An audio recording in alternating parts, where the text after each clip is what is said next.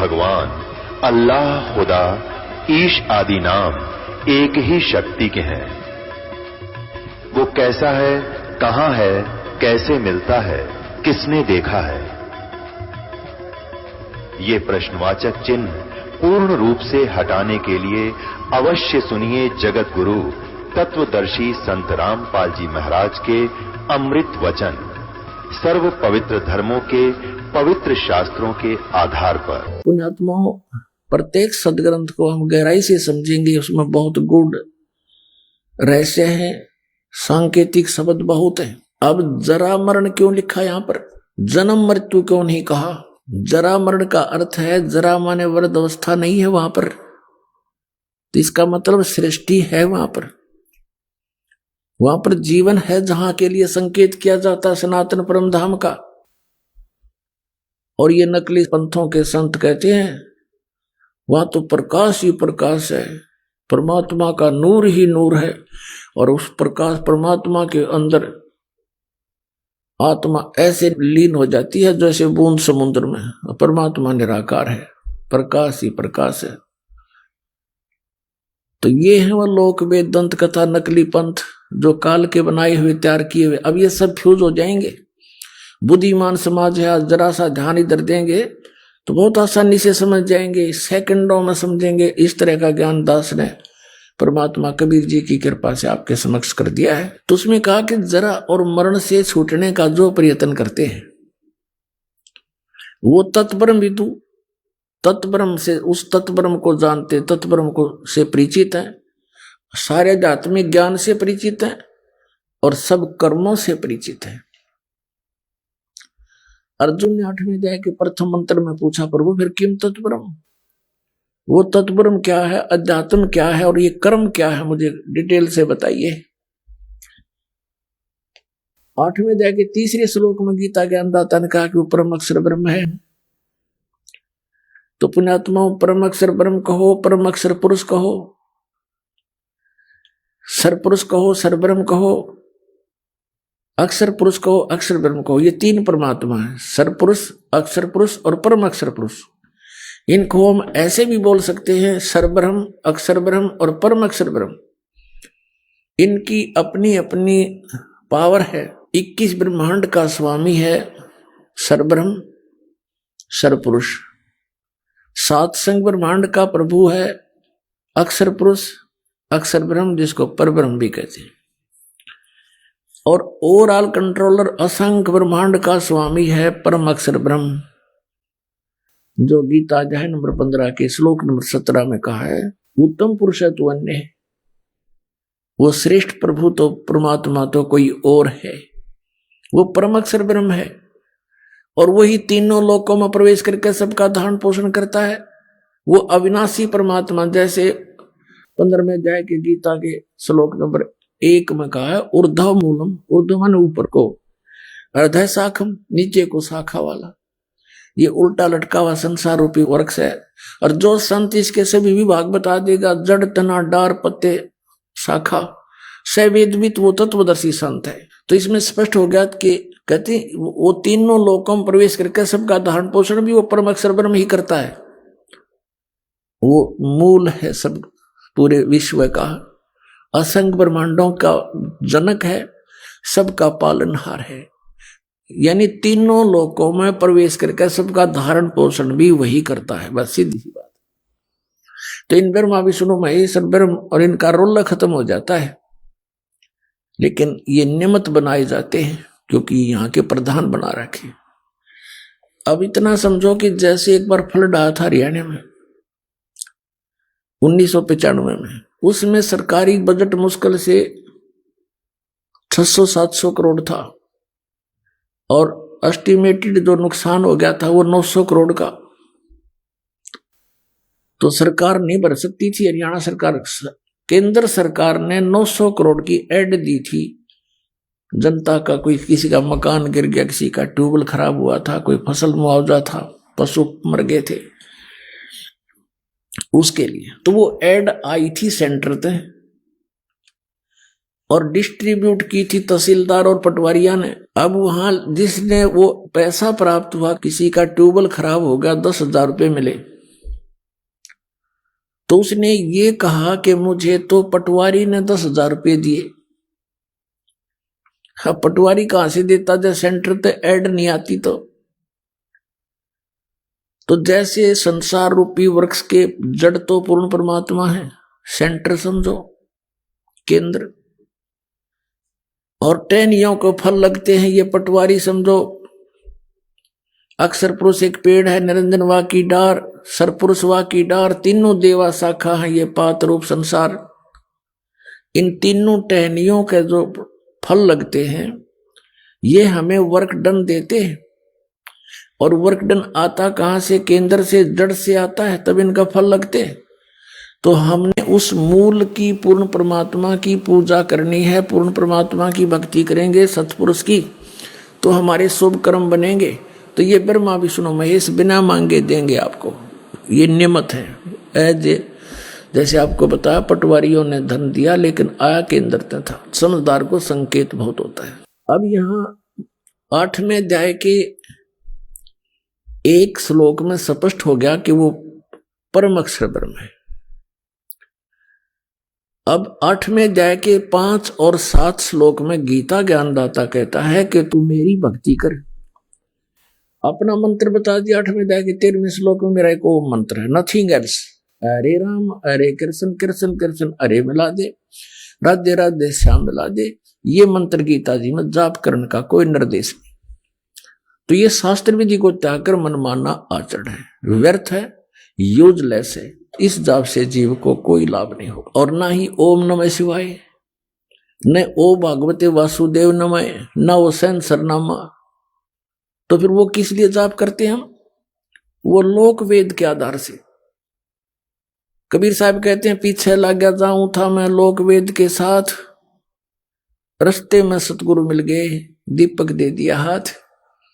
जैसे दास पहले श्री कृष्ण पुजारी था, विष्णु जी का पुजारी था, शंकर भगवान की भी जय जयकार करा करता, और कोई भी देवी होती उसका, श्याम जी का, हनुमान जी का कट्टर पुजारी। तो हम जो भी सुख होता था ये सोचा करते थे ये भगवान हमें दे रहे थे, लेकिन वो हमें प्रारब्ध ही मिल रहा था। तो उस लोक वेद के आधार से हम इनकी पूजा कर रहे थे। जब हमें तत्व ज्ञान रूपी टॉर्च दीपक परमात्मा ने दे दी, गुरुदेव ने, फिर हमने त्याग दी सारी। फिर हम मूल की पूजा करेंगे, टहनियों की थोड़ी करेंगे। अब हम अपनी मूल की पूजा करेंगे, सिंचाई करेंगे, तो टहनियां का फल लगेंगे। टहनी हमारी कोई ये नहीं कि कहते हैं ब्रह्मा विष्णु महेश को छोड़ने की कहते हैं इनके गुरुजी, नहीं। संसार रूपी वृक्ष की ये टहनी है, शाखा है, शाखा तोड़ी नहीं जाती, फल शाखाओं का लगेंगे। लेकिन पूजा मूल की करनी पड़ेगी। तो परमात्मा क्या कहा करते, थोड़ा सा हिंट देते हैं। अब जैसे हम कोई आम का पौधा लगाना चाहते, बीजना चाहते हैं, तो उसको नर्सरी से पौधा लाएंगे, गमले में या मिट्टी में गड्ढा खोदकर हम लगाएंगे। देखिएगा, ये हम आम का पौधा बीजने जा रहे हैं, तो ये है प्रॉपर वे ऑफ प्लांटिंग। पौधे के लगाने का, आरोपण करने का ये सही तरीका है। गमले में नीचे गड्ढे में जड़ गाड़ दी, गड्ढा खोदा, जड़ लगा दी, जड़ की तरफ से, मूल की तरफ से पौधे को मिट्टी में दबाया, इसकी पूजा शुरू करी, सिंचाई शुरू करी, तो ये सब टहनियां बढ़ गई, ये सब पेड़ बड़ा होगा और फिर टहनियों का फल लगेंगे। टहनी कौन सी है? रजगुण ब्रह्मा, सतगुण विष्णु, तपगुण शिव जी, ये तीनों शाखाएं हैं।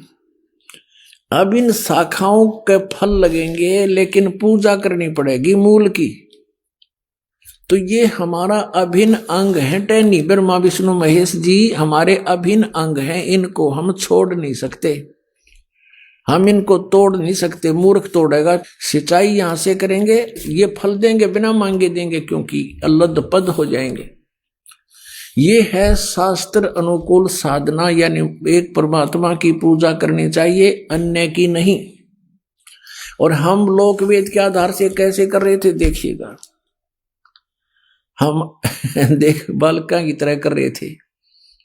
हंसी नहीं आओ जब न्यू कोई पौधा ला रहा होता है, और किसी को न्यू कहे बेटा तू गलत लगा रखा है पौधा, ऐसा नहीं लगाना, इसको ऐसे लगाओ, वो नाराज हो है कि तू हमारी विधि को गलत बताता है, तू तो हमारा शत्रु है। नहीं, मित्र है। ये देखो, ये कोई तरीका है? तो हम ऐसे किए बैठे हैं सारे। परमात्मा कहते हैं कि एक साध्य सब सद, और सब साध्य सब जावे। ये सब साधन ते नष्ट हो गया व्यक्ति, ये पौधा कैसे हरा भरा होगा, सूख जाएगा। एक साध्य सब सद है, सब साध्य सब जावे। माली सींचे मूल को, फले फूले गो। इतनी सी बात है। अब ये ज्ञान परमात्मा ने स्वयं आकर बताया हमारे को। पीछे लग गया जाऊं था मैं लोक वेद के साथ, रस्ते में सतगुरु मिले दीपक दे दिया हाथ। पहले परमात्मा हमें अपने ऊपर ही उदाहरण देकर समझाते हैं कि लोक वेद के आधार से अपना जीवन व्यर्थ कर रहा था, गलत साधना कर रहा था, और जब से सतगुरु मिल गए इस भक्ति मार्ग में, इस रास्ते में, दीपक दे दिया हाथ।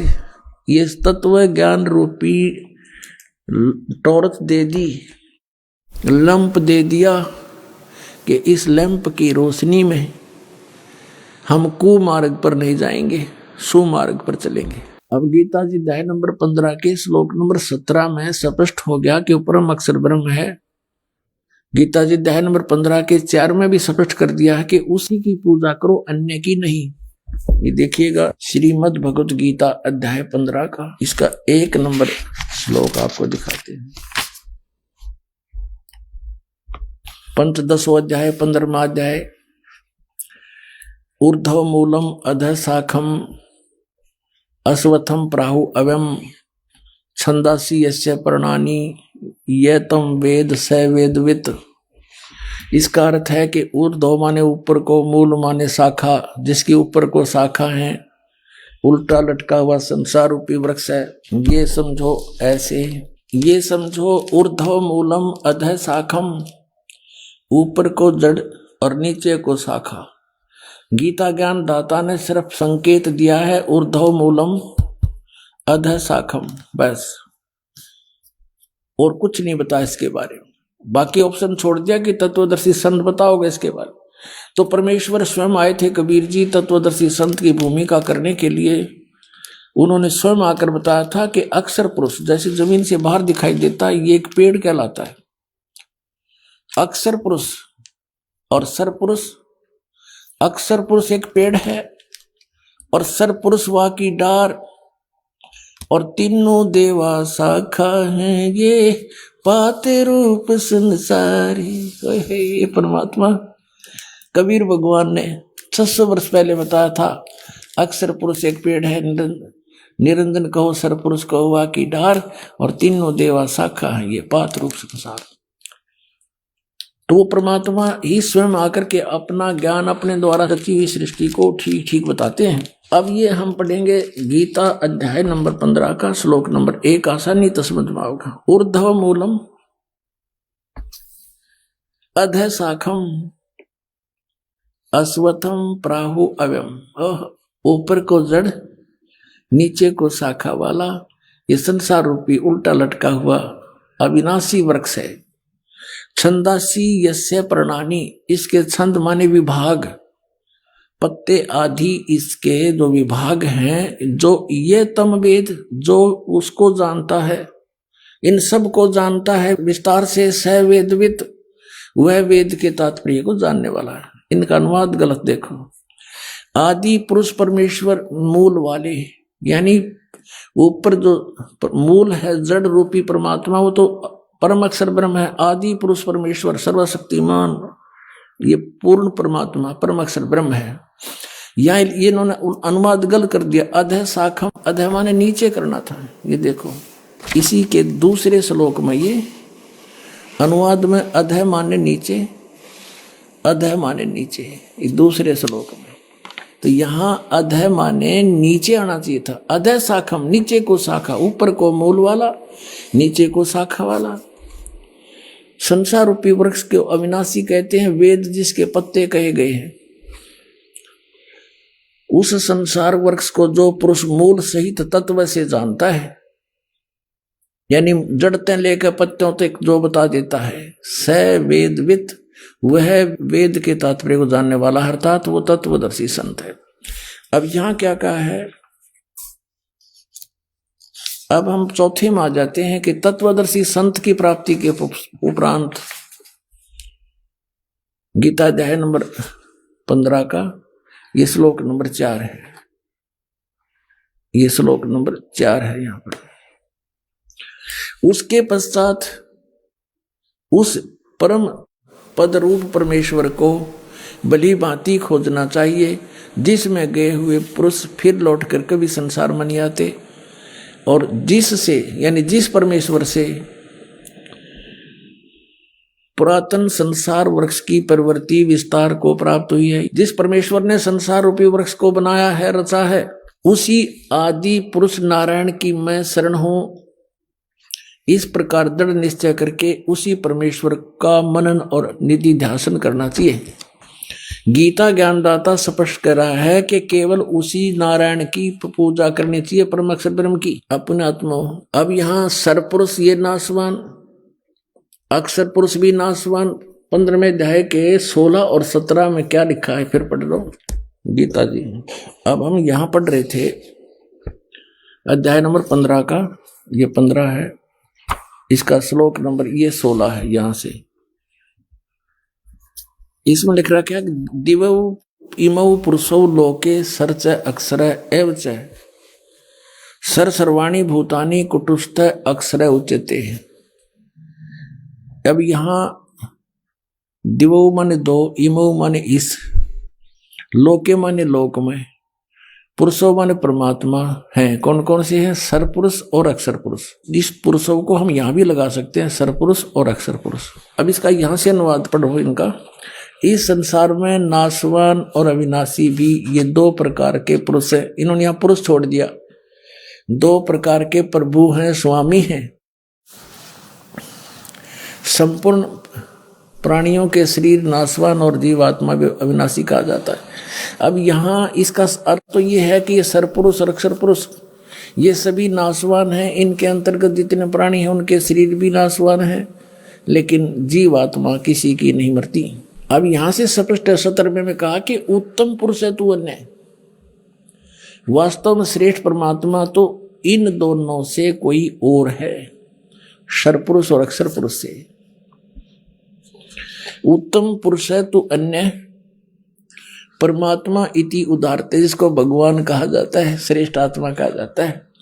यह लोक तरम आविष्य विभर्ती, वो अव्यय ईश्वर है, वो वास्तव में अविनाशी परमेश्वर है, अव्यय अविनाशी। तो इससे सिद्ध हो गया कि ये तो नाशवान है दोनों ही, भले इसका नाम अक्षर पुरुष लिख दिया। तो अब इसमें थोड़ा सा विचलित हो जाते हैं भक्त, कोई कर सकता है आपको मिसगाइड, कि 15वें अध्याय के 18वें श्लोक में गीता जी में गीता ज्ञानदाता कहता है, क्योंकि मैं नाशवान जड़वर्ग क्षेत्र से तो सर्वथा अतीत हूं और अविनाशी जीव आत्मा से भी मैं उत्तम हूं, इसलिए लोक और वेद में पुरुषोत्तम नाम से प्रसिद्ध हूं। जबकि इसकी मूल संस्कृत देखो कि यस्मात् श्रम अतीत अहम अक्षरात् अपि च उत्तमम् अतः अस्मि लोके वेदे। लोक वेद दंत कथा के आधार से मैं पुरुष प्रथित मन प्रसिद्ध हूं, पुरुषोत्तम प्रसिद्ध हूं। आई एम नॉट पुरुषोत्तम। मैं किस प्रकार से पुरुषोत्तम प्रसिद्ध हो गया? लोक वेद के आधार से। लोक वेद माने दंत कथा के मेरे अंतर्गत जितने भी प्राणी हैं, वो चाहे जीवात्मा है, चाहे नाशवान शरीर है इनका, चाहे अविनाशी इनकी आत्मा है, इनसे मैं तगड़ा हूं, इनसे श्रेष्ठ हूं, उत्तम हूं। और इसलिए लोक वेद के आधार से, दंत कथा के आधार से मैं पुरुषोत्तम प्रसिद्ध हो रहा हूं। आई एम नॉट पुरुषोत्तम। पुरुषोत्तम तय कोई और है। वो 15वें अध्याय के 17वें श्लोक में स्पष्ट कर दिया। अब हमने उस पुरुषोत्तम की शरण में जाना है, और उस पुरुषोत्तम के पाने का कौन सा मंत्र है? गीता जी अध्याय नंबर 17 के श्लोक नंबर 23 में कहा कि ओम तत्सत इति निर्देश ब्रह्मण त्रिविध समर्थ। ब्रह्मण माने सचिदानंद घन ब्रह्म यानी परम अक्षर ब्रह्म, उत्तम पुरुषोत्तम, इसके पाने का, सनातन परम धाम में जाने का, सचखंड में निवास स्थान पाने का और जन्म मरण से मोक्ष पाने का कौन सा मंत्र है? 17वें अध्याय के 23वें श्लोक में कहा कि ओम तत्सत इति निर्देश ब्रह्मण त्रिविध समर्थ है। उस सच्चिदानंद ब्रह्म ने माने सच्चिदानंद गण ब्रह्म का, परम अक्षर ब्रह्म का पाने का, आदि पुरुष परमेश्वर के पाने का, ये 3 मंत्र के जाप का निर्देश है, नथिंग एल्स।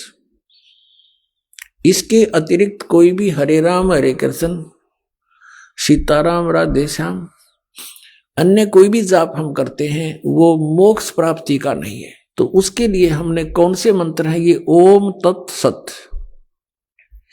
ओम तो सरपुरुष का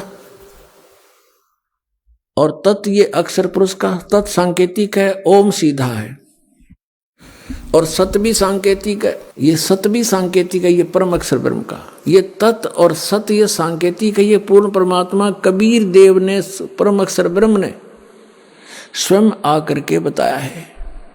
सो हम शब्द हम जग में लाए, सार शब्द हम गुप्त छुपाए।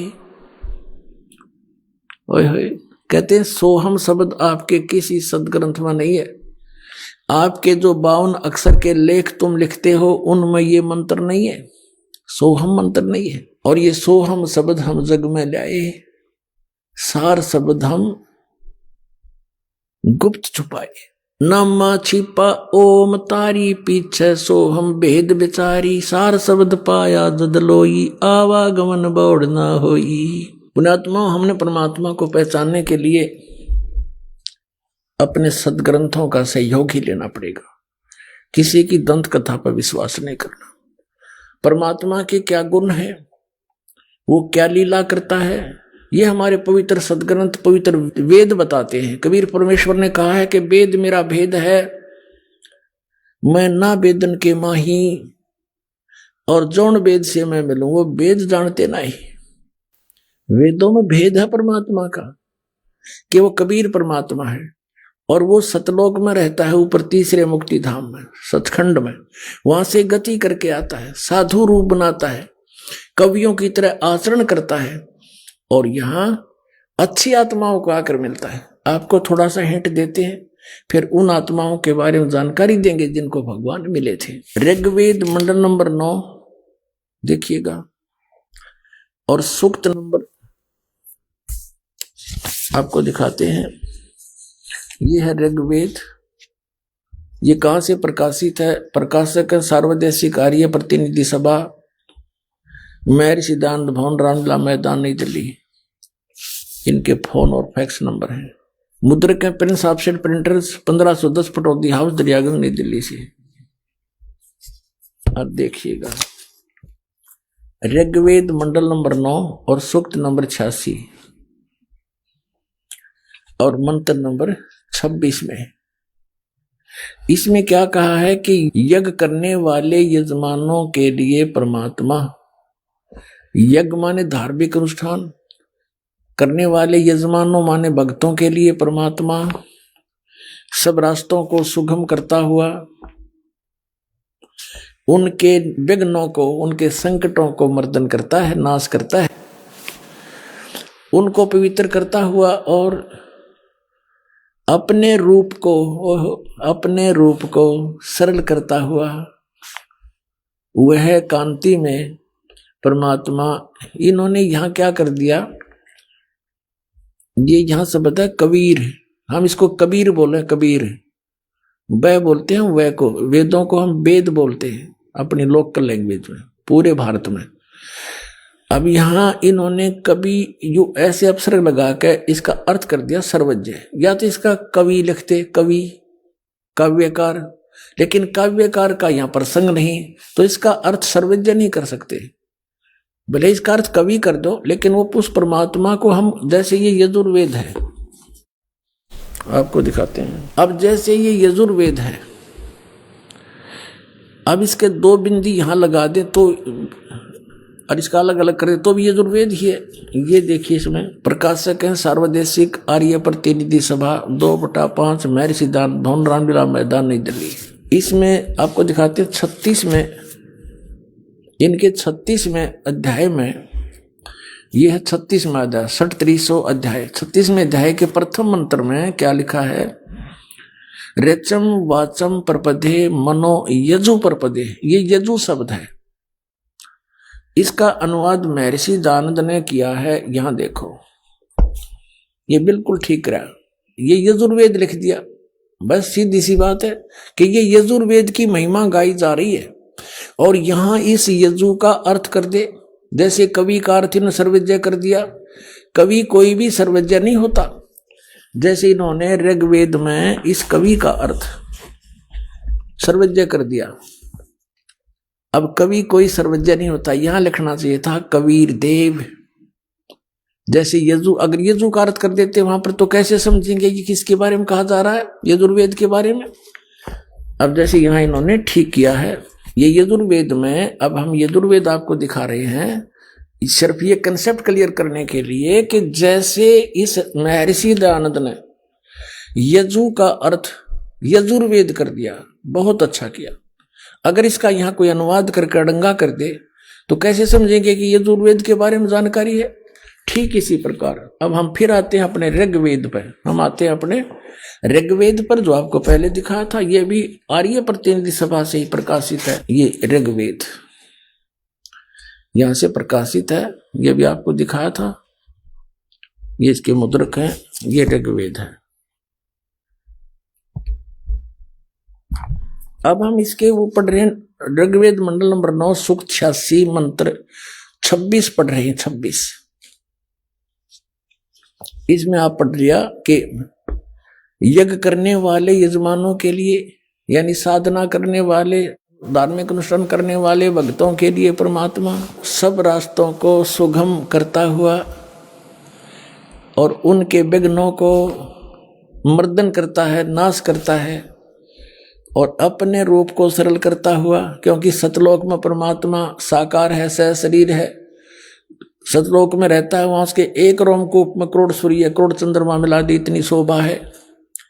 तो एज इट इज भगवान यहाँ आ जाता हम देख नहीं सकते, इसलिए अपने रूप को सरल करता हुआ, हल्का तेज पुंज का बनाकर वह कांति में परमात्मा सर्वज्ञ नहीं लिखना था, वो कबीर देव लिख दो यहाँ पर। कबीर देव, हम कबीर देव कहने लगे। कबीर देव, देव न साहब कह लो, भगवान कहो, हम उसको कबीर साहब कहते हैं। कबीर साहब, यहाँ कबीर देव लिख दे। विद्युत के समान क्रीड़ा करता हुआ वर्णीय पुरुष अच्छी आत्मा को प्राप्त होता है। अब देखना 27वें मंत्र में, ऋग्वेद मंडल नंबर 9 सूक्त नंबर 86 मंत्र नंबर 27 में हम आगे।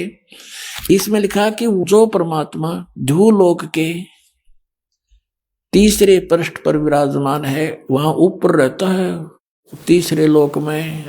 अब ये कंसेप्ट क्लियर हो जाएगा कि वो परमात्मा कौन है, कबीर देव है, वो क्या करता है, अच्छी आत्माओं को मिलता है आकर के। देखो फिर आगे देखते हैं ऋग्वेद मंडल नंबर 9 सूक्त 82 का, और मंत्र नंबर हम नीचे लेते हैं 1। इसमें क्या किया है कि सर्व उत्पादक प्रभु, सबकी रचना करने वाला, सबको उत्पन्न करने वाला परमात्मा, प्रकाश रूप, सद्गुणों की वृष्टि करने वाला, पापों को हरण करने वाला, वह राजा के समान, राजा के, देखो ये 269 पे पढ़ा हमने ना, कोई नकली नो कह देगा और पृष्ठ दिखा दिया होगा। ये 270 पे आ गए। पीछे लिखा था राजा के समान दर्शनीय है, देखने जोगा है, साकार है भगवान, वहां विराजमान है ऊपर के लोक में। वह पृथ्वी आदि लोक लोकांतरों के चारों ओर शब्दमान हो रहा है। इसका अर्थ ये है कि वो पृथ्वी पर आकर ऊंचे स्वर में आवाज लगाकर ज्ञान देता है। फिर भी वह वर्णीय पुरुष को, वह श्रेष्ठ व्यक्ति को, श्रेष्ठ आत्मा को, जो दृढ़ भक्त है, उसको पवित्र करता हुआ प्राप्त होता है। उसको मिलता है, कैसे मिलता है कि जिस प्रकार विद्युत आकाशीय बिजली सने वाले स्थानों को आधार बनाकर प्राप्त होती है, उसी प्रकार परमात्मा प्राप्त होता है। अब देखो उद्देश्य क्या लेकर आता है, यह देखो फिर ऋग्वेद मंडल नंबर 9 सूक्त 82 का मंत्र नंबर हम 2 पढ़ रहे हैं। पहला पढ़ लिया, हे परमात्मन, उपदेश करने की इच्छा से आप, ज्ञान देने की इच्छा से आप महापुरुषों को प्राप्त होते हो। ओहो, महापुरुषों को प्राप्त होते हो, अच्छी आत्मा को प्राप्त होते हो, और आप अत्यंत गतिशील पदार्थ के समान हमारे आध्यात्मिक यज्ञ को प्राप्त होते हैं। आप, या फिर लिख दिया सर्वज्ञ, यह लिखना था, आप कबीर देव हैं, आप कबीर साहब हैं और शुद्ध स्वरूप हैं। हमारे पापों को दूर करके हे अमर परमात्मा, हे सोम, हमको सुख दे। अब ये सिद्ध हो गया कि वो परमात्मा सतलोक से चलकर आता है और यहां ज्ञान देने के उद्देश्य से वो अच्छी आत्माओं को मिलता, जो दृढ़ भक्त हैं, अत्यंत गतिशील पदार्थ के समान एकदम नीचे आते हैं। अब वो श्रेष्ठ आत्माओं को कैसे मिलते हैं, जैसे विद्युत बिजली किसी धातु विशेष पर आकर गिरती है। जैसे पहले कांसी धातु होती थी, कांसी, और उसकी थाली बेले होते थे। वर्षा के दिनों में जब बिजली कड़कती थी, हमारी दादी जी कहा करती थी कि इन थाली और बेलों को अंदर रख लो, बिजली कांसी की धातु पर अमूमन गिरती है। तो पुण्यात्माओं, वो परमात्मा उन्हीं महापुरुषों को मिलते हैं जो उनके कार्य को आगे सफल बनाने में सहयोग दें। पूरे विश्व के सामने डट जा खड़े होकर के मुझे नहीं मुचकाए, वो दृढ़ भक्त होते हैं। उनमें से कौन कौन है जिनको मिले? आदरणीय धर्मदास साहिब जी, आदरणीय मुलुकदास साहिब जी, आदरणीय नानक साहिब जी, आदरणीय दादू साहिब जी, आदरणीय गरीबदास साहिब जी, गांव छुड़ानी, जिला दद्दर, हरियाणा वाले, आदरणीय घीसा दास जी, गांव खेखड़ा, जिला मेरठ, उत्तर प्रदेश वाले। इन महापुरुषों को परमात्मा आकर मिले। वेद बताता है वो ऐसे आते हैं, अच्छी आत्माओं को मिलते हैं, उनको ज्ञान देते हैं, ज्ञान उपदेश करते हैं, तत्व ज्ञान बताते हैं। और वो कैसी लीला करते हैं देखना, वो कवियों की तरह आचरण करते हैं। 9वें अध्याय का ऋग्वेद मंडल नंबर 9 और सूक्त 94 का मंत्र 1 दिखाते हैं आपको, ये देखिएगा। ये है ऋग्वेद मंडल नंबर 9 और सूक्त 94 और इसका मंत्र नंबर 1, ये यहां से शुरू होता है। ये शब्द है कवियन वर्जम। कवियन वर्जम माने जाते हैं, विचरते हैं कवियों की तरह। यहां इन्होंने अनुवाद किया है, यहां अनुवाद किया है कि सूर्य के विषय में जैसे रश्मियां प्रकाशित करती हैं, उसी प्रकार मनुष्यों की बुद्धियां अपनी अपनी उत्कृष्ट शक्ति के विषय करती हैं। जिस परमात्मा में सर्वोपरि बलों के समान शुभ बल है, वह परमात्मा कर्मों का अध्यक्ष होता हुआ, सबको पवित्र करता हुआ, कवियों की तरह आचरण करता हुआ, हाय हाय, कवियों की तरह आचरण करता हुआ, वर्जम माने विचरता है, ये अड़ंगा डाल दिया। वर्जम माने जाता है, घूमता फिरता है। वो परमात्मा किन किन महापुरुषों को मिले, अब ये आपको बताया था। आदरणीय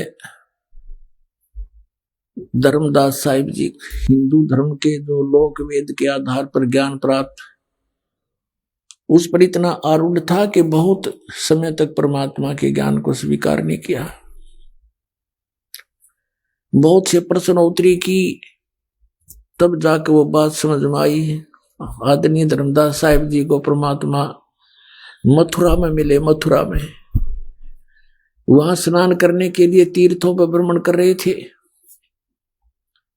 जैसा भी लोक वेद सुना हुआ था रूपदास नाम के उनके गुरुजी से, 68 तीर्थ, हरे राम हरे कृष्ण सीताराम राधे श्याम, राधे राधे श्याम मिला दे, इस तरह के मंत्र बता रखे थे। और एकादशी का व्रत, 68 तीर्थों की यात्रा कर ले बेटा, तू स्वर्ग में चला जाएगा। रूपदास जी ने ऐसा गाइड कर रखा था उस प्यारी आत्मा आदरणीय धर्मदास साहिब जी को। भगत धर्मदास जी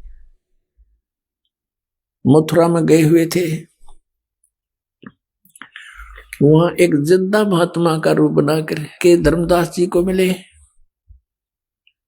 धर्मदास जी से जाकर कहा, हे महात्मा जी, क्योंकि धर्मदास जी ने वेशभूषा बना रखी थी, एक महात्मा जैसा लगे था, माथे में तिलक ला रखा, कंठी पहन रखी। जाकर परमात्मा ने कहा, हे महात्मा जी, मैं भटक रहा हूं भगवान के लिए, मुझे कहीं रास्ता नहीं मिला। बहुत से गुरु बनाए हैं, बहुत से संतों से मिला हूं, मेरी संतुष्टि नहीं हुई, लेकिन ऐसा लगता है जैसे आपसे मुझे कुछ राहत मिलेगी। आप ये क्या पढ़ रहे थे? क्योंकि उसमें धर्मदास जी गीता जी का नित्य पाठ किया करता था। धर्मदास जी ने कहा कि मैंने गीता का पाठ किया है, हमारी पवित्र शास्त्र है ये। और जिंदा महात्मा मुसलमानों के अंदर एक फकीर होते हैं जो ऊपर से एक टोपा पहनते हैं काला सा, और एक ओवरकोट पहनते हैं काला ही, घुटनों से काफी नीचे तक एक कच्छा पहनते हैं।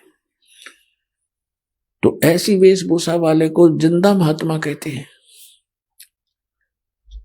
तो कहा, ये महात्मा जी मुझे ज्ञान बता दो, मैं तो भटक रहा हूं। धर्मदास जी ने कहा था कि आप पहले गुरु बनाओ, गुरु के बिना मोक्ष नहीं होता। तो कबीर परमेश्वर जी ने कहा कि गुरु तो मैं बनाऊंगा, लेकिन मेरी शंका का समाधान हो, और आपको बना लूंगा गुरु में, पहले को तो पहले बना लेता हूं, लेकिन शंका समाधान अवश्य चाहूंगा। धर्मदास साहिब जी ने कहा कि नहीं, गुरु जी तो मैं नहीं बन सकता, क्योंकि मुझे आदेश नहीं गुरु बनने का। आपको मैं अपने गुरु जी से नाम दिला दूंगा, बड़े पहुंचे हुए महात्मा है। तो परमात्मा ने उसे एक प्रश्न किया कि आप क्या नाम जाप करते हो? धर्मदास जी ने कहा कि हरे कृष्ण हरे राम, राम राम हरे हरे, कृष्ण कृष्ण हरे हरे, राधे श्याम राधे राधे श्याम मिला दे, ओम नमः शिवाय, ओम भगवते वासुदेव नमः। तो परमात्मा ने कहा कि आप गीता जी को पढ़ते हो? कहा जी। क्या गीता जी में ये मंत्र हैं? ना जी, ना जी। फिर क्या आप इन जाप कहां से क्यों कर रहे हो? 16 में जाके 23वें श्लोक में लिखा, शास्त्री विधि को त्याग कर जो मनमाना आचरण करते हैं उनको कोई लाभ नहीं होता, ना उनका मोक्ष होता, ना उनको परम गति प्राप्त होती, ना कोई सुख होता। फिर किस लिए कर रहे हो? अब धर्मदास को याद थे वो श्लोक, गीता साथ लिए हुए था, वो समझ गया बात तो सही है।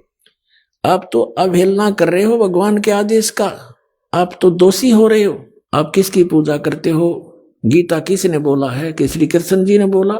धर्मदास जी ने कहा कि श्री कृष्ण जी ने गीता का ज्ञान दिया। परमात्मा ने कहा चल हम यही बात छोड़ देते हैं, बड़ी बात नहीं करते आगे। श्री कृष्ण जी ने गीता का ज्ञान दिया, आप श्री कृष्ण की पूजा करते हो। क्या श्री कृष्ण नाशवान है या अविनाशी है? धर्मदास जी कहते अविनाशी हैं, ये तो सर्वशक्तिमान है, इनके कोई जन्म मृत्यु नहीं होती, ब्रह्मा विष्णु महेश ये अजर अमर है। तो परमात्मा ने उनसे कहा कि गीता अध्याय नंबर 4 के श्लोक नंबर 5 और 9 में, अध्याय 2 के 12 में, अध्याय 10 के 2 मंत्र में ये गीता के अंतर्दाता कहता अर्जुन तेरे मेरे बहुत जन्म हो चुके, तू नहीं जानता मैं जानता हूं। फिर ये अविनाशी कैसे हुआ? 18वें अध्याय के 62वें श्लोक में किसी और परमात्मा की शरण में जाने को कहता है, उसकी शरण में परम शांति को, सनातन परम धाम को प्राप्त होगा। वो कौन है? वो परमात्मा, वो तो आपके गीता ज्ञानदाता से अन्य है। अब धर्मदास जी नहीं मान्या, अंदर से जख्मी अवश्य हो गया, लेकिन माना नहीं, क्योंकि ये पुराना पेंट जल्दी सी ओरिजिनल पेंटर को टिकने नहीं देता। लेकिन परमात्मा के पास भी रेगमार है, पूरा साफ करके चढ़ा होगा। अंतर्ध्यान हो गए, उनको मिले नहीं। एकदम सामने से अंतर्ध्यान होते ही तो अक्का बक्का रह गया। तो ये भगवान ही तो फरिश्ता था, ये तो कोई देवता था, कोई ज्ञानी पुरुष था, कोई सिद्ध पुरुष था। देखो कितना सच्चा ज्ञान बता रहा है उसने। फिर बाद में सारे श्लोक देखे अपनी गीता में, रोज सारी रात करवट लेता रहा, ये भगवान अब के दर्शन दे दो, अब के दर्शन दे दो। कहने का भाव ये है दास का कि 2-3 ट्रिप में जाकर सेट होया धर्मदास, और फिर ऐसा हो गया पूरा संसार एक तरफ और धर्मदास जी एक तरफ। तो वो दृढ़ भक्त थे। इसी प्रकार आदरणीय नानक साहिब जी को परमात्मा मिले। पहले मिले अपने कबीर रूप में जाकर, जो धानक रूप में, जुल्हा रूप में रहा करते थे काशी में। और आदरणीय नानक साहिब जी उसमें सुल्तानपुर शहर के अंदर अपनी बहन नानकी के घर पे, यानी वहां रहा करते थे। और सुल्तानपुर के नवाब के यहाँ मोदी खाने में नौकरी करते थे, क्योंकि उनके बहनोई श्री जयराम भी वहीं पर एक उच्च पद पर विराजमान थे, नवाब के पास ही। उन्हीं की शनाख्त पर उनको वहां नौकरी मिली थी। प्रतिदिन स्नान करने के लिए 1-2 नौकर जाता था साथ में, श्री नानक साहिब जी जाते थे। बेई नदी सुल्तानपुर के साथ से ही बह रही है, वहां स्नान करने जाते थे। एक दिन परमात्मा कबीर देव जी जिंदा महात्मा के रूप में मिले और प्रश्न उत्तरी की कि मैं एक भटका हुआ प्राणी हूं, परमात्मा की खोज में घूम रहा हूं, आपके बारे में मैंने बहुत कुछ सुना है, आप बड़े महात्मा हो, बड़े अच्छे भक्त हो, मैं आपसे कुछ ज्ञान प्राप्ति करना चाहता हूं। अब नानक साहिब जी ने, जैसा भी उन्होंने ब्रजलाल पांडे से ज्ञान सुना था, बताने लगे कि विष्णु भगवान सर्वशक्तिमान है, यही 3 रूप धारण करके सारी स्थिति सृष्टि और संहार करते हैं, अजर व अमर हैं, इनकी जन्म मृत्यु नहीं होती। फिर बताया कि गीता जी का नित्य पाठ करना चाहिए, नित्य पाठ करने से जीव को बहुत लाभ होता है, परमात्मा प्राप्ति होती है। फिर परमात्मा ने पूछा कि आप मंत्र कौन से जाप करते हो? कि हरे कृष्ण कृष्ण कृष्ण हरे हरे, राम राम राधे श्याम सीताराम, राधे राधे श्याम मिला दे। और एक ओम मंत्र भी जाप करते हैं। अब परमात्मा ने प्रश्न किया कि गीता जी का ज्ञान किसने बोला महात्मा जी? अब नानक साहिब ने कहा कि पहले मुझे गुरु बना, फिर बताऊंगा सारी बातें। अब परमात्मा ने कहा ठीक है, आप मेरे गुरु जी, मैं आपका बच्चा, मुझे ज्ञान करा दो, मुझे तो मोक्ष चाहिए। यहाँ गुरु शिष्य की कोई बातें नहीं है, मैं तो निकला भगवान के लिए हूं। नानक साहिब ने पूछा कि आपका इंट्रोडक्शन दीजिए। परमात्मा ने कहा कि मैं धानक हूं, कबीर नाम है मेरा, और काशी में जुल्हे का कार्य करता हूं, धानक का, परमात्मा के लिए भटक रहा हूं, और मैं आपको गुरु धारण करता हूं। आप मेरे गुरु, मैं आपका बच्चा, मुझे ज्ञान दे दो। तब नानक साहब ने बताया, परमात्मा ने प्रश्न किया कि श्रीमद् भगवत गीता का ज्ञान किसने बोला? कि श्री कृष्ण जी ने बोला। श्री कृष्ण किसके अवतार थे? परमेश्वर ने प्रश्न किया। नानक साहब जी ने कहा को विष्णु अवतार थे, स्वयं श्री कृष्ण ही विष्णु रूप में आए हुए थे। तो परमात्मा ने प्रश्न किया कि गीता जी का ज्ञान विष्णु जी ने दिया, समझो? हाँ, विष्णु समझो चाहे कृष्ण कहो। तो गीता अध्याय नंबर 4 के श्लोक नंबर 5 और 9 में, गीता जी अध्याय नंबर 2 के श्लोक 12 में, गीता अध्याय नंबर 10 के श्लोक नंबर 2 में, गीता ज्ञानदाता कहता है कि तुम तेरे और मेरे बहुत जन्म हो चुके हैं, तो नहीं जानता मैं जानता। कि हे गुरुजी, ये तो नासवान है, अविनाशी कहाँ हुए? आपकी ग्रंथ में लिखा है। तो 18वें अध्याय के 62वें श्लोक में कहा कि तू सर्वभाव से उस परमेश्वर की शरण में जा, उसकी कृपा से तो परम शांति को, सनातन परम धाम को प्राप्त होगा। तो वो परमात्मा कौन है, मुझे तो उसकी खोज है बस। अब इस बात से नानक साहब जी एकदम चकित हुए कि सचमुच। फिर परमात्मा ने बताया कि ब्रह्मा विष्णु महेश नासवान है, इनकी जन्म मृत्यु होती है। इस बात से परमात्मा ने फिर उसको संकेत दिया कि ऐसे ऐसे मद देवी भागवत के 3 स्कंद में, और ये ऐसा लिखा है। अब जब ये सुना कि ब्रह्मा विष्णु महेश नासवान है, इस बात से नानक साहब जी बहुत अक्षुब्ध हो गए और सीधे मुंह बात करना बंद कर दिया। आइए अब हम उन श्रद्धालुओं के अनुभव जानते हैं जो जगत गुरु तत्वदर्शी संत रामपाल जी महाराज जी से दीक्षा प्राप्त कर चुके हैं तथा उनके द्वारा बताए गए भक्ति मार्ग पर चल रहे हैं। नमस्कार सर। हाँ नमस्कार सर जी। सर क्या नाम है आपका? सर मेरा नाम रामफल पांचाल है जी। रामफल जी आप कहाँ से आए हो? मैं गांव गुलडेरा, तहसील पेहवा, जिला कुरुक्षेत्र से आया हूँ। सर आप संत रामपाल जी महाराज की शरण में आने से पहले क्या साधनाएं करते थे? संत रामपाल जी महाराज की शरण में हम वही जो लोक समाज में साधनाएं करते हैं, दादा खेड़ा धोक लिया, बारली माता धोक ली, बितरली माता धोक ली, यही हमने जो बुजुर्गाना लगा रखे थे वही साधनाएं हम कर रहे थे जी। ये हमने सर कोई गुरु नहीं बनाया, हम अपनी मनमुखी से जैसे हमारे दादाओं ने, माता पिता ने जैसे हमें बता दिया, अब इसकी कढ़ाई करनी है भाई, ये आ गया, उस माता की करनी है, आज खेड़ा धोक के आना है तुम्हारा, आज बार है फलानी, उस कुत्ते तो रोटी घेर देनी है काले, तब यू फायदा हो जाएगा, वही साधना थी वो, कोई साधना हम जाना नहीं थे जी।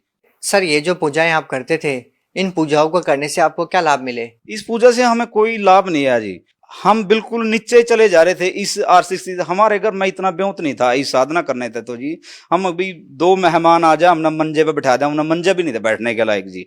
सर जैसा कि आपने बताया कि आपने बहुत सारी साधनाएं की, उन साधना को करने के बाद भी आपको लाभ नहीं मिला, तो फिर आप संत रामपाल जी महाराज की शरण में क्यों आए? संत रामपाल जी महाराज की शरण में तो जी ऐसे आए, मैं एक अपने बचपन की बात बताना चाहता हूँ। ये गुलडेरा गांव से पहले मेरे पिताजी ना गांव सेरदा, डिस्ट्रिक्ट कैथल, वो हमारा गांव, उसमें मेरा जन्मभूमि वही है, वही गांव है जी। वो सेरदा गांव से 4 किलोमीटर दूर एक कुकंडा गांव है। एक सेरदा गांव के लाला जी, मैं 5-6 साल का था उस टाइम, वो मेरे पिताजी तो कुकंडा गांव में आई अपना लोहारपने का काम, कारपेंटर का करने जाते थे। जैसे बच्चा पिता के साथ में वो लेता, मैं भी अपने पिता के साथ चला जाता था। तो वो जो लाला जी थे बुजुर्ग, वो साइकिल पे बर्तन रखते थे और वो चलते थे। वो मेरे पिताजी भी आध्यात्मिक बातें बहुत अच्छी लगती थी उनको भी, और वो लाला जी भी आध्यात्मिक थे। वो मेरे पिताजी को बताया करते थे, राजकुमार 1997 में एक संत जाट आएगा और वो आध्यात्मिकता ले आएगा, उसका जो ज्ञान होगा वो समाज से भिन्न होगा, और 1997 में सतयुग स्टार्ट हो जाएगा। मेरा दिमाग उस टाइम पर, बच्चे का दिमाग तो कंप्यूटर जैसा होता है, मैंने वो बात घर कर रही थी उस टाइम की। तो हम जब स्कूल में, मेरे 1997 भी आ गया, मैं बच्चा था भी अपने पिताजी से भी यही सवाल कर लिया करता, जैसे मैं अपने पिताजी ने चाचा कहता हूँ, चाचा ये 1997 में वो जो बनारसी लाला था ना, वो कहता था भी सतयुग आएगा, और सतयुग कब स्टार्ट होगा? वो कह रहे मेरे पिताजी, लाला बताया कर तो करता भाई, वो ग्रंथ पढ़ा करता भाई, सतयुग आवेगा बेटा ने कहा। तो चलो हमने उस संत की भी एक बात और कही थी लाला जी ने भी, वो जो संत होगा वो जाट होगा और वो सभी पवित्र धर्म ग्रंथों के आधार पर ज्ञान देगा और सभी नकली ज्ञान न छुड़वा देगा, उसका ज्ञान भिन्न होगा। तो मैंने उस चीज की तलाश बहुत रहती थी जो धर्म ग्रंथों के आधार पर ज्ञान दे। उस पूर्ण संत की खोज मैं पूरा जी। एक दिन ऐसे ही कहीं गांव में काम लग रहा था, एक पंजाब केसरी अखबार में संत रामपाल जी महाराज के बारे में जिक्र आया। जब मैंने वो अखबार देखा भग जी, तो मेरी आत्मा तो परमात्मा की दया था गदगद होगी। मैंने उस संत की तलाश थी बचपन से ही भी, वो जो संत होगा वो पवित्र धर्म ग्रंथों के आधार पर ज्ञान देगा। और ये ज्ञान जो है ना, ये पवित्र गीता जी वेदों के आधार पर लिख रखा, और ये लिख रखा भी अधिक जानकारी के लिए पढ़िए पुस्तक भक्ति सुधाकर को संदेश। तो मैंने वो पुस्तक प्राप्ति के लिए परमात्मा की दया था, मैं जी मालिक था, मैं हे सच्चे परमात्मा, जहां भी आप हो दाता मेरे को दर्शन दियो और मैं आपसे मिलना चाहूं। तो मैं वो पुस्तक प्राप्ति के लिए वो पूरा एड्रेस लेकर अकेला ही चल पड़ा जी। मैं क्रोथा पहुंचा जी। क्रोथा जाके शाम का टाइम था, मेरे को नहीं पता था उस टाइम भी कोई बरवाड़ा में भी आश्रम है। तो वहां बाहर भक्त बैठे थे, उनसे भक्तों से कहाँ से आया, मैं ऐसे ऐसे, मैं तो पेवा से आया जी। अच्छा कैसे आया पता लगा, मैंने तो अखबार में जी परमात्मा के ज्ञान से बचपन से तलाश थी जी, इस ज्ञान की तो ये ज्ञान का पता लग गया जी। तो उन्होंने कहा ठीक है भाई बैठ जाओ। तो उस टाइम गुरुजी बरवाड़ा में सत्संग करने के लिए गए हुए थे, उस दिन का कुछ सत्संग, गुरुजी सत्संग करने जा रहे थे। तो वहां मेरे को बाहर ही फोन पे नामदान गुरुजी ने प्रथम मंत्र दे दिया। गुरुजी ने मेरे से पूछा बेटा कहाँ से आया है, मैंने गुरुजी से खूब बातें करी, गुरुजी ने मेरे से करी, गुरुजी ने मेरे को प्रथम मंत्र दिया। फिर मैं अंदर आश्रम में गया, रात में रहा वहां, तो सुबह मैं पुस्तक लेकर फिर मैं अपने घर आया। फिर परमात्मा की दया में ऐसे मुझे संत रामपाल जी महाराज के बारे में पता लगा जी। सर जैसा कि आपने बताया कि पहले आप हिंदू धर्म में प्रचलित पूजाएं करते आ रहे थे, सर हम आपसे ये पूछना चाहते हैं कि जो पहले भक्ति आप करते थे उस भक्ति में और संत रामपाल जी महाराज द्वारा दी गई भक्ति में आप क्या भिन्नता पाते हैं? उस ज्ञान में मुझे ऐसे भिन्नता थी, वो तो निराई थोथा ज्ञान था जी। संत रामपाल जी महाराज का तो एक प्रमाणित आधारित ज्ञान है, जो अपने वेदों को, गीता जी को, सभी धर्म ग्रंथों को, पुराणों को खोल खोल के दिखा दिया। और उन्होंने तो ये कर दिया, देखो ये है ज्ञान ओरिजिनल। और जो हम कर रहे थे वो तो हम, हमारे बुजुर्ग भी हमें व्यर्थ ही चला गया उनका भी जीवन। तो हमने तो इस ज्ञान की तलाश थी जो बचपन से मैंने सुना था भी, वो पवित्र धर्म ग्रंथों के आधार पर ज्ञान देगा। ज्ञान तो वो है जो प्रमाणित हो, जो हम किसी का एफिडेविट बना के पेश कर सकते हैं, देखो ये ज्ञान है ओरिजिनल। तो ये ज्ञान संत रामपाल जी महाराज जी देते हैं और किसी के पास ज्ञान नहीं है जी। सर हम आपसे ये पूछना चाहते हैं कि संत रामपाल जी महाराज से जो भी नाम दीक्षा लेता है उनको कोई ना कोई लाभ जरूर होते हैं। सर आपको क्या लाभ मिले उनसे नाम दीक्षा लेने के बाद? संत रामपाल जी महाराज के नाम लेने से पहले और मुझे जो संत रामपाल जी महाराज के नाम लेने के बाद जो फायदे हुए हैं, संत रामपाल जी महाराज की शरण में आने से पहले मैं नंबर 1 ड्रिंकर था। मैं बहुत ही शराब पीता था। मैं डेली वेज बिना शराब पिए मेरे को रात में नींद नहीं आती थी जी। 3-4 बंडल मैं बीड़ियों के पी जाता था जी। मेरे को इतनी आदत थी, मेरे को तो 5 बजे खुरक होने लग जाती भी मैंने कहीं तक मिल जाओ। एक बात और मैं बताना चाहता हूँ, ये जो ठेके की मिलती है जगाधरी वगैरह, इसकी तो मैं ऐसे पी जाता था जैसे पानी का गिलास भर के पी जाते हैं बोतल का, मुंह लाकर खाली करके फेंक दी। मैं तो ये घर की काटी कच्ची शराब पिया करता और उस तक बात बना कर दी जी। ये परमात्मा इतना नकम्मा था कि मैं बहुत ही ज्यादा जी, मैं सारे मांस भी बक्सन कर लिया करता था जी। मैंने कोई ऐप छोड़े नहीं उस टाइम पर जी। मैंने ज्ञान ही कौन था किसी बात का। तो ज्ञान तो संत रामपाल जी महाराज की शरण में आने से पता लगा भी ये इन चीजें खाने से ये नुकसान होगा, शराब पीने से ये नुकसान होगा। तो उस टाइम तो अंधे हो रहे थे, ज्ञान ही नहीं था इस चीज के बारे में जी। है परमात्मा की दया था, मेरे ये सभी सुधार हो गए। और एक जो मैं काम करता था लक्कड़ का, वो कोई खास वो बात नहीं थी, उसमें तो गुजारा मेरा भी नहीं होता था। मैं लोगों की जो उधार ले लेता था वो उधार भी पूरी नहीं होती थी। बस मेरे के मैंने कहा 2000 रुपये किसी से उधार लिए, वो भी 1 साल नहीं उतरने। घर का गुजारा तो बहुत दूर की। मेरी इतनी स्थिति डाउन थी कि मेरे घर जो कि कोई प्रोना, कोई रिश्तेदार आ जाए ना, कोई मेहमान, मंजा बैठने के लिए नहीं था। बहुत ही खस्ता हालत थी मेरी तो जी, बहुत ज्यादा बुरा हाल। तो जब से मैंने संत रामपाल जी महाराज का शरणा लिया, सतगुरु ने मेरे ऊपर बड़ी मेहर करी। आज मैंने गांव छोड़कर शहर में अपना व्यवसाय बना लिया है। शहर में मेरी अपनी दुकान है। सतगुरु रामपाल जी महाराज ने ही दुकान का नामकरण कराया। सतगुरु आल would workers, tehsil road Pewa, मेरा अपना लक्कड़ का काम है। संत रामपाल जी महाराज की दया है, मैंने अपने शहर में अपना मकान बना लिया, अपनी दुकान है। और एक मकान अभी पीछे से एक प्लाट और संत रामपाल जी महाराज की दया था, खाली प्लाट लेकर उसमें भी मकान बनाया। और जी संत रामपाल जी महाराज की दया है, बहुत लाभ हुए हैं जी। जब मैं संत रामपाल जी महाराज की शरण में नहीं था, मेरे को कोई, जितने भी शहर के दुकानदार हैं, ये होलसेलर लक्कड़ वाले बैठे हैं, मेरे को कोई 10 रुपए की उधार नहीं देवे था। मैंने जब ये दुकान करी, संत रामपाल जी महाराज से नाम लिया, तो मैंने गुरुदेव से प्रार्थना, संत रामपाल जी महाराज से प्रार्थना लगाई, गुरुदेव मैंने दुकान तो शहर में कर लिया है, लेकिन मेरे पास पैसा नहीं है सर, गुरुजी मैं पैसे बिना काम कैसे चलेगा। तो गुरुजी ने हंस कर मेरे सिर पर हाथ दिया। गुरुजी कहने लगे बेटा जहां मर्जी का सामान ले लिए, तेना कोई मना नहीं करता। तो आज परमात्मा की इतनी मेहर है, मैं यदि किसी ने फोन भी कर दूं ना दुकानदार ने भी मेरे पास 50,000 गया, 1 लाख की 2 लाख का लक्कड़ भेज दो, वो भेज देंगे जी। वही नहीं पूछने भी रामफल बस मंगाई है भेजो भाई फटते सी। तो इतनी परमात्मा की मेहर है। तो एक संत रामपाल जी महाराज का एक लाभ हो रहा, मैं आपको गिनाना चाहता हूं जी। और जी संत रामपाल जी महाराज की शरण में आने से पहले जो मेरा बड़ा बच्चा हुआ, तो वो करनाल में ले गए थे हम। मैं वो, मेरा इतनी स्थिति कमजोर थी उस टाइम, मैंने नाम नहीं ले रखा था। वहाँ मेरे सौरे वहाँ ले गए उन्हें करनाल जी, वहाँ करनाल सरकारी हॉस्पिटल में चेक कराई उनको, मेरे वाली घर वाली को। तो नर्स ने कहा अभी इस बच्चा होने के 2 घंटे बाद इसको एक इंजेक्शन लगेगा जो कि 2000 रुपये का लगेगा। तो मेरे पास तो 2 रुपये भी नहीं थे, मैं 2000 का इंजेक्शन कहाँ तक लगवांदा जी। मैंने वो इंजेक्शन मेरे पर नहीं लगा जी। तो ऐसे ही फिर 4 साल मान ले बाद बच्चा गर्भ ठहरा तो खराब हो जाता, गर्भ ठहरा खराब हो जाता जी, गर्भ नहीं रुका था। तो आज परमात्मा की दया था, मेरे पे एक 5 साल का बच्चा है। तो मालिक ने आज 2 बच्चे ठीक ठाक है, मालिक की दया था। तो वो जो पिछली साल फिर छोटा बच्चा 5 साल का हो गया, पिछली साल इसको खून में इन्फेक्शन बहुत ज्यादा हो गया था और मेरे को टेंशन हो गई थी। एक अपने यहाँ कुरुक्षेत्र में बच्चों का बहुत मशहूर हॉस्पिटल है, राधा कृष्ण हॉस्पिटल में अपने बच्चे को लेके आया 2017 9वें महीने में।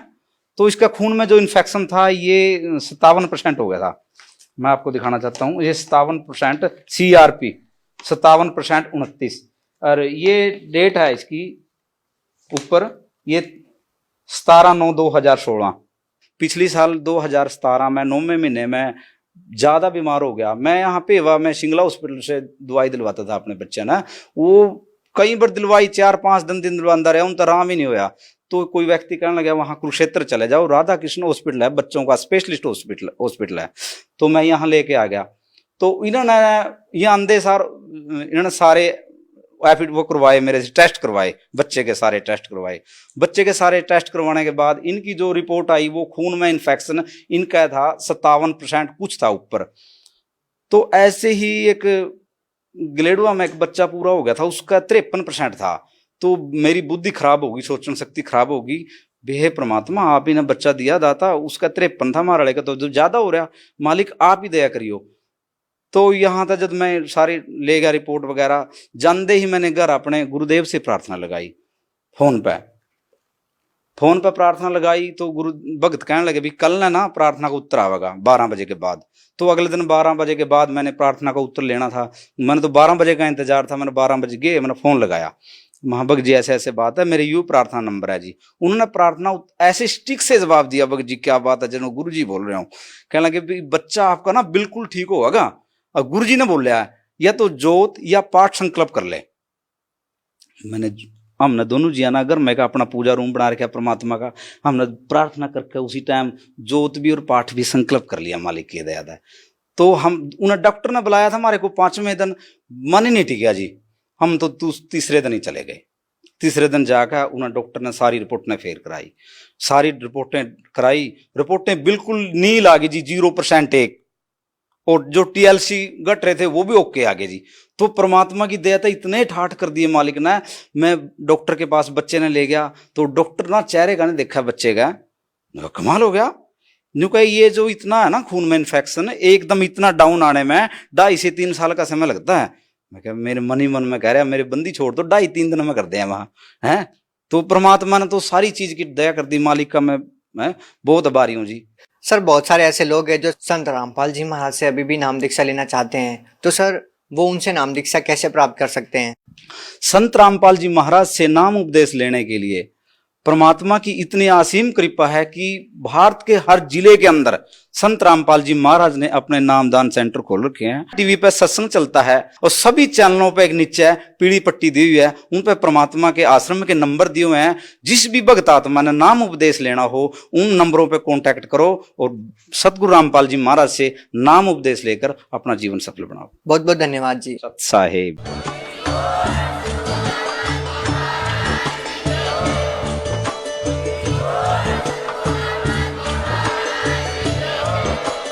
आप सुन रहे थे जगत गुरु तत्वदर्शी संत रामपाल जी महाराज जी के मंगल प्रवचन। अधिक जानकारी के लिए विजिट कीजिए हमारी वेबसाइट www.jagatgururampalji.org। संत रामपाल जी महाराज जी के शुभ आशीर्वाद से पूरे विश्व भर में 500 से भी ज्यादा नाम दीक्षा केंद्र हैं, जिन पर संत रामपाल जी महाराज जी द्वारा ऑनलाइन निःशुल्क नाम दीक्षा दी जा रही है। अपने नजदीकी नाम दीक्षा केंद्र का पता करने के लिए